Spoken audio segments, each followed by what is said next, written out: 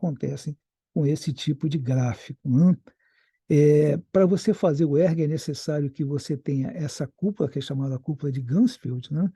E que, na verdade, ela é uma cúpula que você tem o próprio flash embutido nelas e também os pontos de estimulação visual para você fazer eletroaculograma, se precisar. Lembra que eu falei que o eletroaculograma ele aparece primeiro uma estimulação do lado esquerdo e do lado direito para você movimentar os olhos, sendo interessante que no caso do eletroretinograma você não movimente os olhos, é diferente do eletrooculograma. O ideal é você ficar com os olhos parados para você receber então todo aquele estímulo luminoso do flash, tá? Que ele é então repercutido, refletido nessa cúpula de Ganzfeld. Para você fazer também o caso do eletroretinograma, você veja que você tem alguns tipos de eletrodos que são colocados aqui na testa e também na região da têmpora, mas também um eletrodo corneano para você colocar como se fosse uma lente de contato ou então um pequeno utensílio que é utilizado abaixo da pálpebra, que é o utensílio que a gente chama de eletrodo de Burian-Allen, né? Veja aqui os tipos que nós temos dele, tá?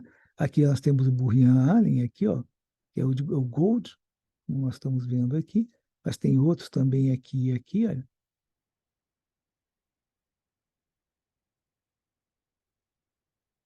E aqui a preparação do paciente também, ela é praticamente igual ao do eletroaculograma. Praticamente a única diferença que eles têm é o seguinte: eles fazem algumas recomendações no caso de você colocar a lente de contato.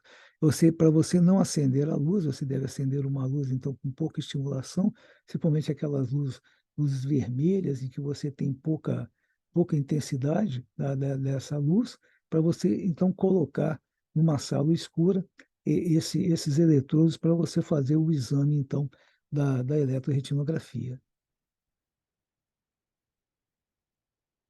Veja que aqui os padrões que nós temos, inicialmente o padrão escotópico, veja que ele começa estimulando com uma intensidade de flash muito pequena, em torno de 0,1 milivolts, está vendo aqui, ó, a intensidade desse flash?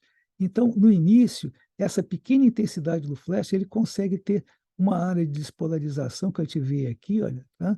E que ela não é suficiente, você está num padrão escotópico, você tem um padrão em que a retina está adaptada a parte para escura, né? Para uma adaptação ao escuro. Então, esse flash de pequena intensidade, ele estimula, na verdade, mais bastonetes do que cones. E com isso você tem uma noção exata de como está essa função de bastonetes na sua retina nessa primeira etapa. Em seguida, você coloca um flash mais intenso, veja que aqui é um flash em torno de 3, uma intensidade de 3 milivolts, é aí que você consegue, então, a estimulação da onda A nível de cones aqui, ó, maior, tá? E também de bastonetes, e a onda B, que a gente está vendo aqui, ó, através de células bipolares. Ó. Veja que aqui você tem alguns potenciais oscilatórios, está vendo aqui? Ó? Um aqui, ó. Hã? E, ao final, o que você vai tendo? Você vai tendo uma estimulação cada vez maior desse flash, de forma que veja que aqui, no caso, você vai tendo um aumento aqui da amplitude aqui da onda A, tá? Depois uma menor amplitude da onda B, de forma que você sabe que você está terminando esse ciclo de avaliação do padrão escotópico. E, ao final, você vai ter, então, veja que aqui já adaptado aqui o potencial oscilatório, para você ver algumas funções de células amácrinas também, se bem que aqui é mais heterogêneo esse tipo de resposta, a gente dá muito mais valor a essas respostas iniciais, como a gente está vendo aqui. Depois que você passou a esse padrão escotópico, você passa ao padrão fotópico em si, tá? Veja que interessante que o padrão fotópico em si é de uma intensidade menor, que você vai utilizar um flash também de intensidade menor, e ao final o flicker, em que você faz essa intensidade de flash de 3 milivolts, ele aparecer repetidas vezes, e com isso você vai também fazendo a sua mensuração repetidas vezes com esse padrão aqui, olha, tá, de medida, né? A interpretação do ERC, né? Ele depende, veja que ele depende todo da retina, em torno de 40% até 50% da retina afetada, né? Por isso que a gente vai ver mais à frente alguns descolamentos de retina, mesmo pequenos, eles têm praticamente um padrão de ERC sem alteração. em que, na verdade, você vai ter que esperar que esse padrão de descolamento aumente mais, até mais que 50% da retina, para ele começar a ter, então, alterações a nível dessas ondas de eletroretinograma, né? A correlação com a clínica é necessária para você ter uma noção de o que está acontecendo, tá? Opacificações de meios, né? Eles podem causar realmente um ERG anormal, tá? Por isso que ele deve ser com a pupila bem dilatada, principalmente se a criança, principalmente se estiver em estagno, ou o próprio adulto em si, ele também pode ter alguma influência nesse nível de interpretação, que você vai ter ERGs com ondas muito pequenas, tá? E o ERG atinge um valor normal a partir de 2 anos de idade, que a partir daí ele é um ERG que ele é muito semelhante ao ERG de adulto, tá? E o ERG, assim, o tamanho das ondas, da amplitude, é ligeiramente maior no caso de mulheres do que dos homens. Isso é uma consideração normal, né? É, Vamos ver aqui também a respeito do ERG multifocal. Veja que isso tudo que nós falamos foi do ERG de campo total, o full field, e aqui já utilizando a respeito do ERG multifocal. Bom, o ERG multifocal você vai ter estímulo justamente na região da mácula, como está demonstrando aqui. Ó. São vários pontos de flash que eles vão modificando, veja que é isso que a gente chama de hexágonos, né? Geralmente esse estímulo é em torno de 103, tem um padrão de estímulo menor, que é um exame mais rápido, em torno de 70, mas o melhor padrão para você ter uma resposta mais consistente seria em torno de 103, em que esses hexágonos, então, eles vão mudando de cor, hora mais brilhante, com um pequeno flash de intensidade de 3 milivolts, né? E que eles ficam escuros e esse padrão vai se modificando, tá? Num tempo de 13 milissegundos cada um, como está demonstrando aqui, ó, tá? Tem algumas vantagens esse tipo de exame, em que você pode ver, então, alterações de atividades metabólicas muito características em torno da retina, e, no caso, drogas para retinotoxicidade. Por quê? Porque a mácula, como é um tecido de um metabolismo muito maior, então você vê essas alterações muito mais comuns a esse nível. E é uma vantagem, então, você fazer esse estudo de eletroretinograma multifocal, de forma que você veja esse padrão de como são essas ondas, né? No caso de retinotoxicidade. Você também deve fazer esse tipo de protocolo de preparação, tá? Inicialmente no ambiente escotópico e depois no ambiente fotópico. Você pode fazer até o flicker também, no caso do ERG multifocal.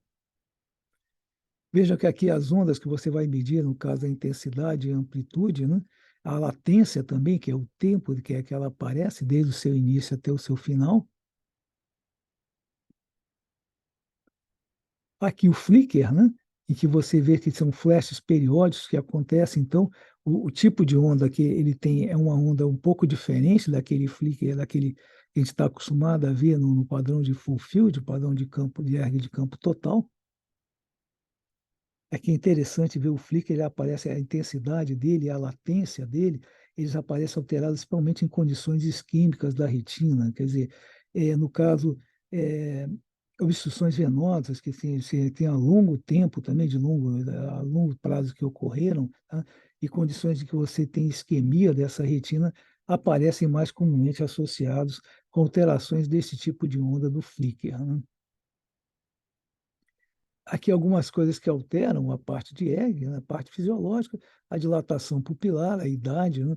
Quer dizer, com a idade, quanto mais idosa a pessoa, você vai tendo um padrão de onda de amplitude um pouco menor. O sexo, eu falei para vocês, em mulheres aparece um pouco mais, amplitude um pouco maior do que a dos homens, tá?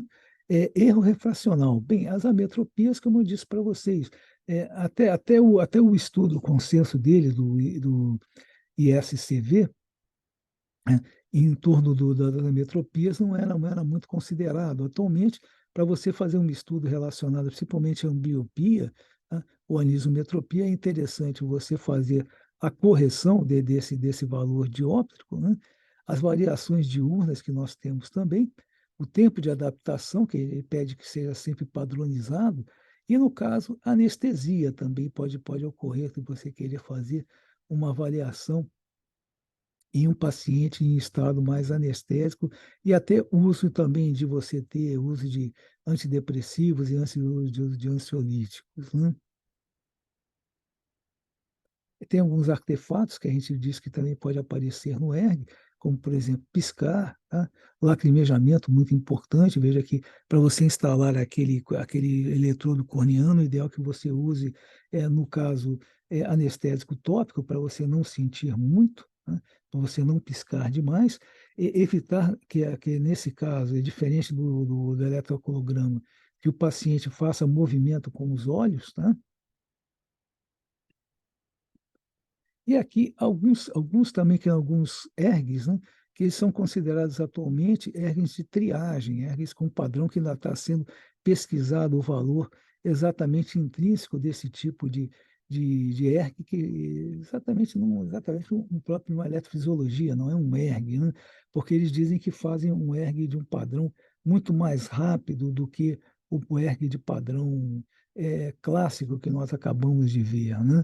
Um deles, esse é o programa do aparelho, que é o DIOPS, a gente está vendo ele aqui, ó. Ele faz eletroretinograma, diz também que faz a parte de flicker e a parte também de potencial visual evocado. E o outro também que faz é o Retival.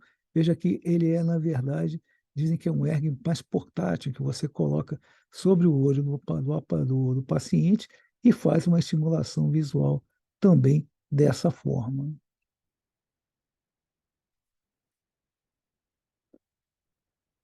Aqui no caso do ERG padrão, as células, só lembrando as células que você vai fazer a sua avaliação, a parte da onda A é a parte de cones e bastonetes, a onda B, a parte das células horizontais e a parte também das células bipolares, principalmente, né?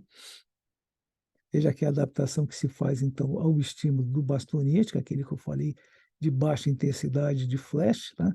E aqui de maior intensidade de flash, e a avaliação do padrão fotópico, né? Em que você tem, na verdade, esse tipo de padrão e o flicker, né?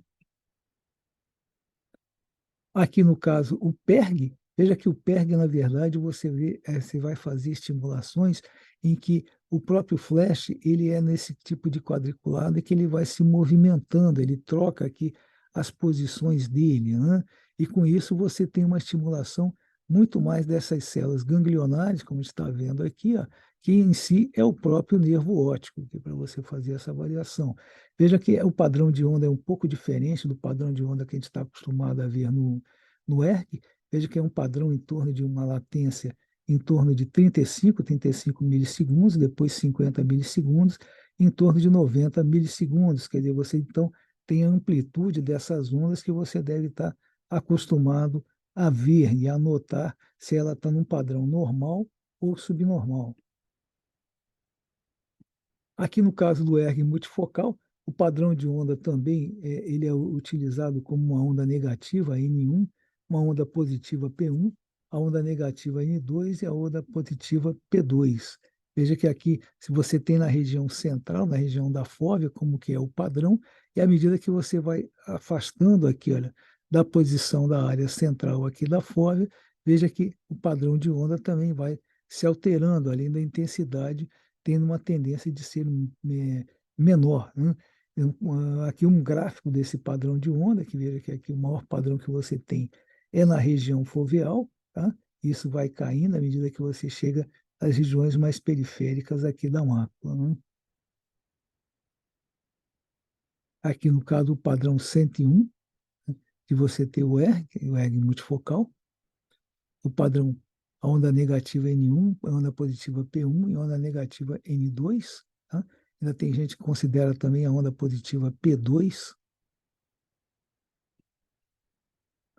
E aqui, no caso, o potencial visual evocado. Veja que aqui, no caso do potencial visual evocado, os eletrodos são colocados a nível aqui dessa região do couro cabeludo e que a estimulação é feita através desse quadriculado, também desse flash quadriculado, em que apresentam-se, então, ondas de latência. Veja que aqui, ó, no caso a N75, em torno de 75 milissegundos, que você iniciou o processo de estimulação, a onda P100, veja que ela é uma onda positiva, e a onda N35, 35, que é uma onda negativa, né?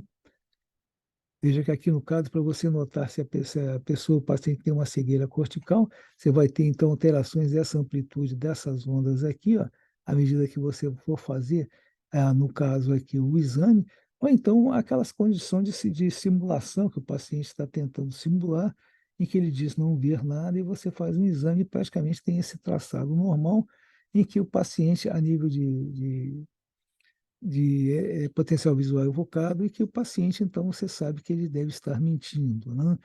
No caso aqui de cegueira cortical também, alterações que você tem a nível de córtex occipital, você vai ter esse exame alterado, principalmente em sua amplitude, nessa onda N75, que é a onda P100.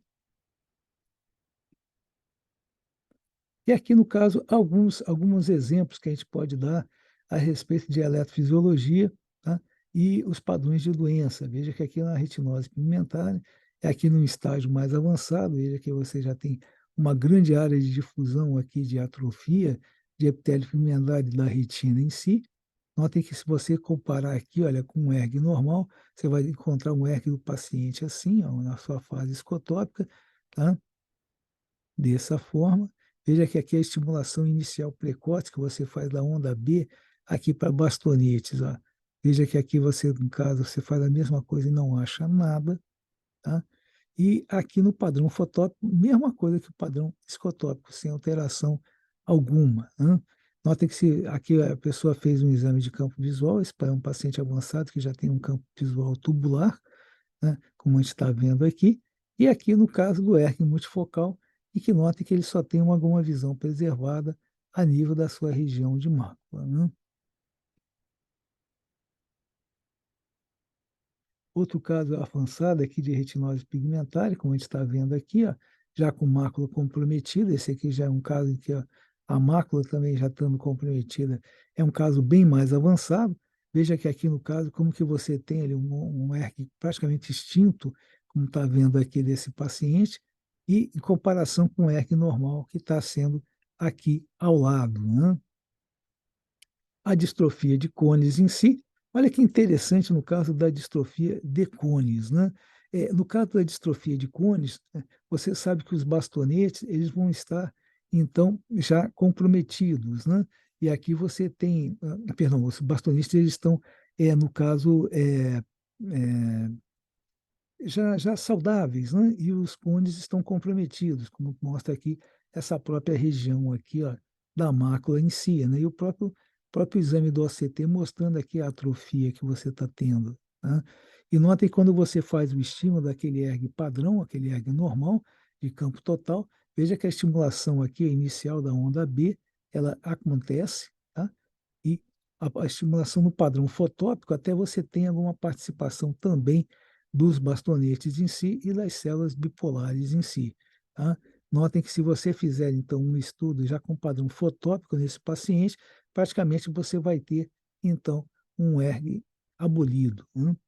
Veja que aqui no caso também, esse estudo com ERG multifocal, em que fez uma avaliação a nível de mácula e a mácula já está toda comprometida pela própria distrofia de cones em si, né?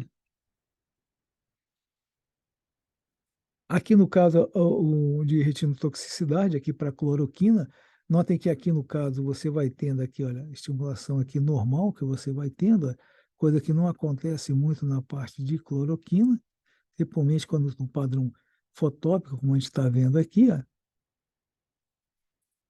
E aqui no caso, tá, o ERG no padrão normal, comparando aqui com uma retinocise ligada ao sexo, né?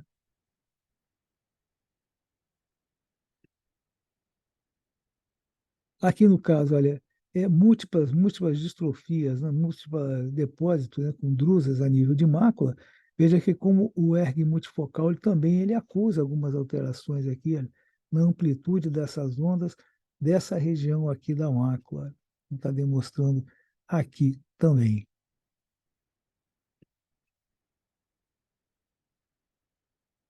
Outro caso de ERG multifocal, em que você nota uma alteração grande a nível aqui da região central, aqui, ó, por degeneração de mácula. No caso aqui, alterações de escotomas, que você pode ter também, ó, nessa região aqui perimacular, olha, nota que a mácula aqui do centro dela ainda é preservada, mais ou menos, mas tem alguma alteração a nível aqui perifoveal. Olha. Algumas coisas de padrão normal, como a onda N35, né? Aqui, como a gente está vendo no eletroretinograma padrão, o PERG, né? A onda P50 e a onda N95, né? Como que ela é.